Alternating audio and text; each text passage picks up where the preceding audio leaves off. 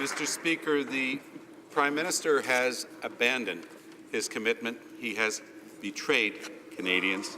A political party promises something in order to get elected and to appear progressive, but then once elected, they shamelessly break that promise. I would call that a massive political deception. What does the Prime Minister call it? Right Honourable Prime Minister. Mr. Speaker, over the past year, we consulted with hundreds of thousands of Canadians to hear their views on transforming our electoral system. It's very clear, as people in this House know, I have long preferred a preferential ballot. The members opposite wanted a proportional representation. The official opposition wanted a referendum. There is no consensus. There is no clear path forward. It would be irresponsible for us to do something that harms Canada's stability when, in fact, what we need is moving forward on growth for the middle class and support. Honourable Member for Outremont.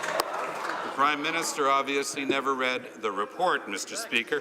The My Democracy charade didn't even ask Canadians if they wanted to change the voting system. But you know what? At almost every single one of the Prime Minister's town halls, someone asked him about democratic reform. So as the Prime Minister now fabricates evidence to claim Canadians didn't want what he got elected on, my question is, what expression from Canadians would have been sufficient to get the Prime Minister to respect his own promise? Honourable Prime Minister.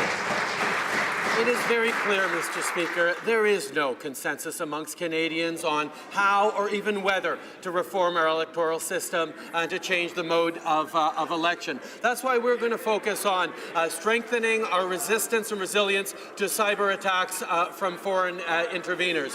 Why we're going to be continuing to repeal the unfair provisions in the so-called Fair Elections Act, and why we're moving forward with greater transparency and accountability on the strong rules we already have on federal fundraising. We're moving forward in a way that will focus on the things that matter to Canadians. That is what Canadians elected us to do. Honourable Député d'Outremont. Alors.